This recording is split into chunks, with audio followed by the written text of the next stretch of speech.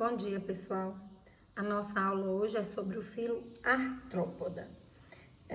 Artrópode é uma palavra que vem do grego. Artron, de articulação, e podons, pés.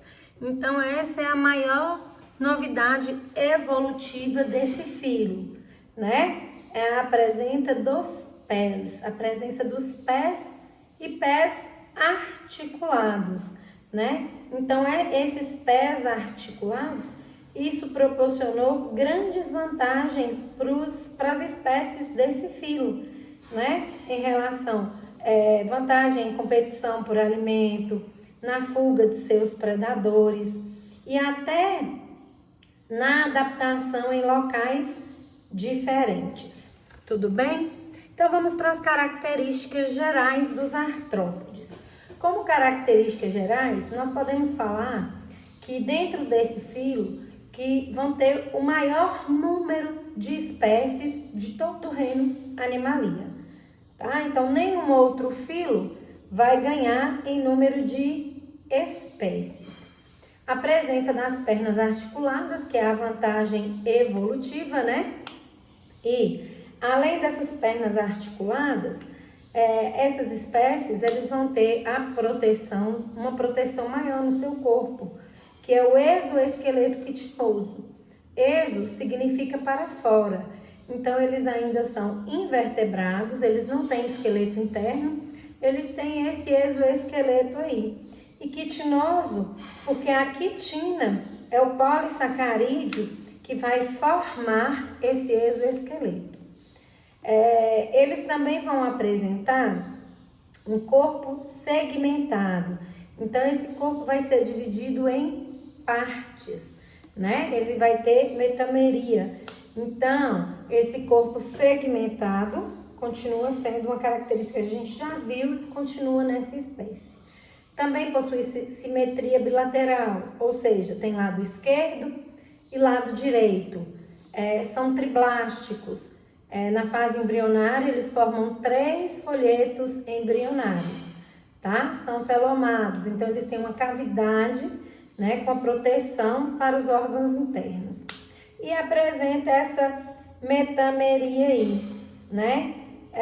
Outra característica deles que não tá aí no slide é que eles são protostômios também, tá certo? Os metâmeros vão formar tagmas no corpo desses artrópodes, tá? Geralmente, os artrópodes vão ter 2 ou 3 tagmas. No caso dos insetos, eles têm 3 tagmas: cabeça, tórax, abdômen. No caso dos aracnídeos, dos crustáceos, por exemplo, são só 2 tagmas: cefalotórax, que é cabeça junto com o tórax, e o abdômen. Tudo bem?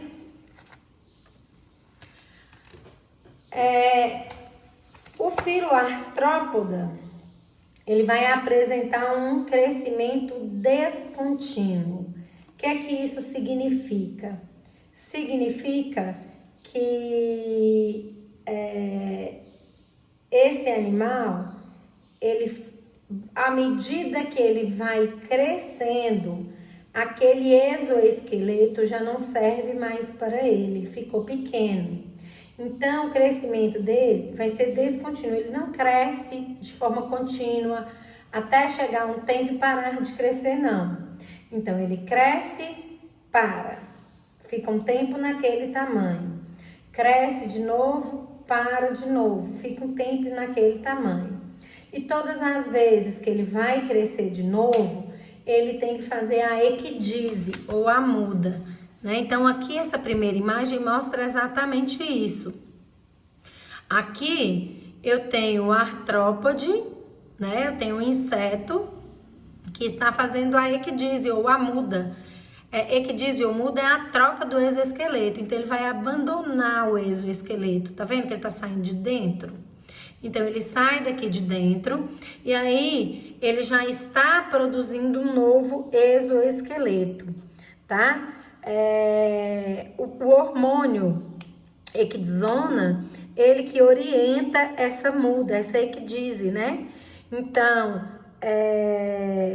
ele abandona o exoesqueleto velho, a equidizona já começa a formar um novo exoesqueleto que vai endurecendo, permitindo o crescimento desse animal aqui nesse momento. Depois que o exoesqueleto já estiver bem solidificado desse jeito aqui, ele vai ficar um tempo sem crescer. É o que a gente vê aqui, ó, nesse gráfico. Em vermelho, eu tenho um gráfico de crescimento de qualquer outro ser vivo que não é artrópode. Então, esse gráfico aqui, ele mostra uma continuidade de crescimento até o ápice dele e depois aquele indivíduo continua daquele tamanho por determinado tempo, até ele morrer, né? No caso dos artrópodes, não. Eles crescem, o exoesqueleto enrijece, ele para de crescer. Aí a equidizona orienta que ele precisa fazer a muda. Aí ele ele faz a muda e aí ele tem um novo pico de crescimento. Aí esse exoesqueleto ele já enrijeceu, não deixa mais o animal crescer. Ele vai ficar por um bom tempo dessa forma. Aí ele faz de novo a muda. Aí ele cresce novamente. Ele cresce do tamanho do exoesqueleto. O exoesqueleto não permite mais esse crescimento. Ele para de crescer, né? Ele se mantém estável e assim por diante até o final da vida ou até ele atingir o ápice do seu tamanho. Tudo bem? O exoesqueleto quitinoso, ele também vai ser responsável por desenvolver as pernas articuladas. Na verdade, não só as pernas, a gente usa muito mais a palavra apêndices. Por quê? Porque alguns desses apêndices vão servir para locomoção, que são as pernas, né? Mas outros desses apêndices, eles podem servir na captura de alimento, ele pode servir na trituração de alimento, ele pode servir na defesa desses artrópodes. Então, como são várias funções diferentes, ao invés de falar desenvolver pernas articuladas, a gente fala no desenvolvimento de apêndices articulares, tá? Como eu falei, função de locomoção, alimentação, função sensorial, até reprodução, ok? Então,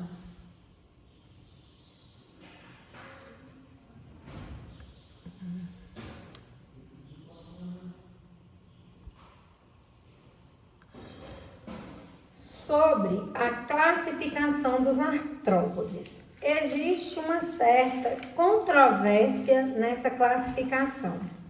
Até então, esses artrópodes, eles eram classificados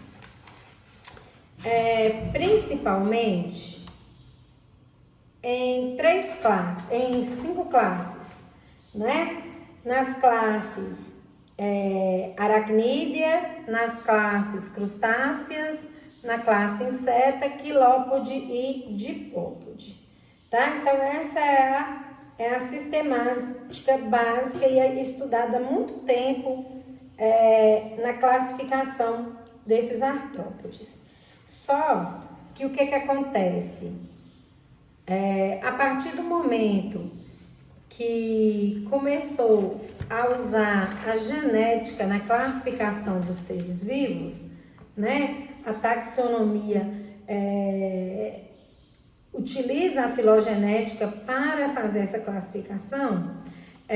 O que os cientistas fizeram? Eles constataram que algumas informações que já existiam, elas não eram totalmente validadas pela filogenética, né? E dentro da comunidade científica.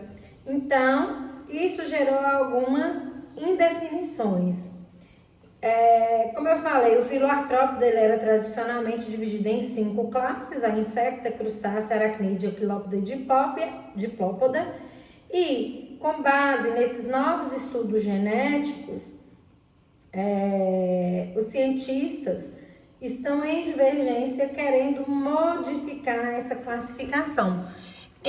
Ao invés de 5 classes, 3 classes, né? a classe Quelicerata, a classe Crustácea e a classe Unirâmia. Então, na classe Quelicerata, teríamos os aracnídeos, né? Na crustácea, os crustáceos, e na Unirâmia, as outras classes, a insecta, a diplópoda e a quilópoda. Então, colocaria eles nessas classes, ou melhor, nesses subfilos, né? Então, seria como é que esses cientistas estão querendo fazer essa separação. Aqui no livro, no material do positivo, foi considerada, né, essa subdivisão aí, esses 3 filos que vocês estão vendo na página 15 de vocês. E em cima desses 3 subfilos, em cima dessas 5 classes, que nós vamos pautar o nosso estudo, tá certo? Então, para a gente pensar nesse estudo, o que nós vamos levar em consideração vai ser a divisão do corpo desses animais, o número de pernas articuladas, a presença ou ausência das antenas, o tipo de respiração, o tipo de excreção, né? E vamos tentar fazer um diferenciamento entre essas classes aí, nessa subdivisão de subfilo. Então, nós vamos começar o nosso estudo falando dos crustáceos. O título, ele acabou ficando aqui, ó, no meio, não sei por que isso aconteceu, mas tá dando pra gente entender. Então, nosso subtítulo aqui é crustáceos, tá? Os crustáceos, todos eles vão apresentar, além do exoesqueleto quitinoso, um exoesqueleto reforçado com sais de cálcio, tá certo? Então, esses sais de cálcio, eles vão dar vão proporcionar a esse exoesqueleto uma força maior, uma rigidez maior, tá? E isso aí traz uma maior proteção para o corpo desses animais. Os crustáceos, eles são, na grande maioria, aquáticos e poucos exemplares terrestres, tá? Os aquáticos, eles podem ser divididos entre marinhos e dulcícolas.